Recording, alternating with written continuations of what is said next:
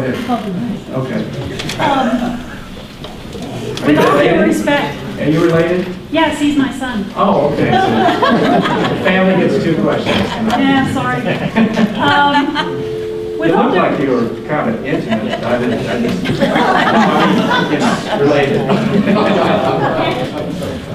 With all due respect, Mr. Fortenberry, I've looked at your voting record and I've compared it to the voting record of our other representatives in the Senate and the House. And frankly, you're the biggest spender that Nebraska has. Okay? I don't know how you can say that. Well, it's not only me. If you look at the ratings that are out there, things like on Project Vote Smart, a number of other kinds of... What is happening, and I'll just tell you, what's happening in the House of Representatives...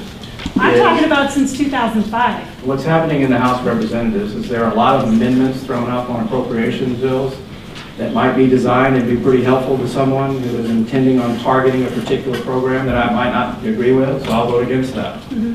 I'll put my budgeting credentials on the table right now. One in particular. In 2008, when President Bush and the Secretary of the Treasury came to us and said, here's a sheet of paper that's going to solve all of our problems, you have to do it overnight to bail out Wall Street, I said no.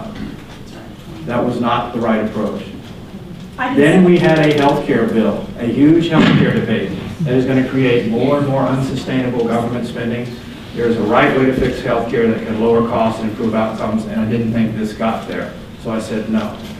There was a stimulus bill which was designed to spend more to get this economy up and going, which a lot of it was a bailout to states who will not make hard decisions as to how to balance their own budgets. I said no.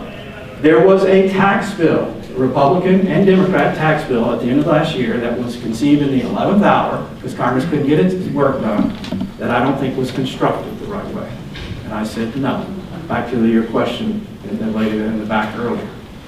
On the larger structural issues, I stand by who I am. I have to make a judgment. If you don't like it, that's certainly your prerogative, but I have to make a judgment. A lot of times what they'll do on these, again, amendments where it's a narrow shot at something,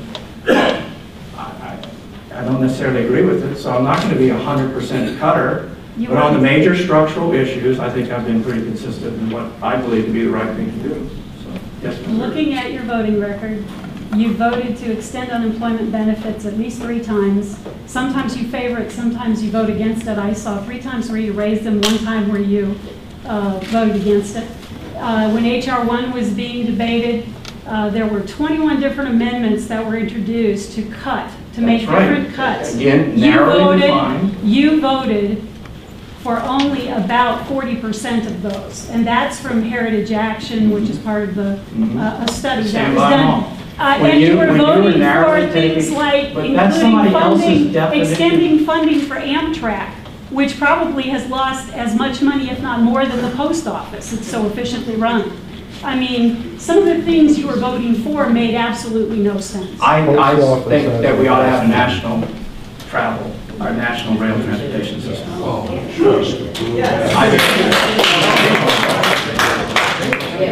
And I think it's important for the nation to have a rail passenger system. Every year we try to cut that budget, but it's not going to survive without a public subsidy. It simply won't. Privatize. For us, it will not survive. It might survive along the East Coast, where they'll get your subsidy, but the subsidy across America, they can take it. There are places across. So I voted for H.R. 1. I did not vote for some of the specifics in there because I didn't think that they were the right thing to do. Because the government is subsidizing it. There are some places where a round-trip ticket from one place to another in America is over $36,000 if you were actually paying the cost of that per ticket. Just do some reading. The information's out. Well, this issue actually came up and manifested a little differently on the FAA authorization, Federal Aviation Administration, where you're subsidizing very small airports that are in proximity to major airports, and we were trying to get rid of that. The House did that. You see, we did that. The Senate wouldn't. We just did that. That's a manifestation of this issue that I agree with. But to get rid of a national rail system, passenger rail system, in my mind, wasn't justifiable. So you disagree with me. So we have time for about 2 more.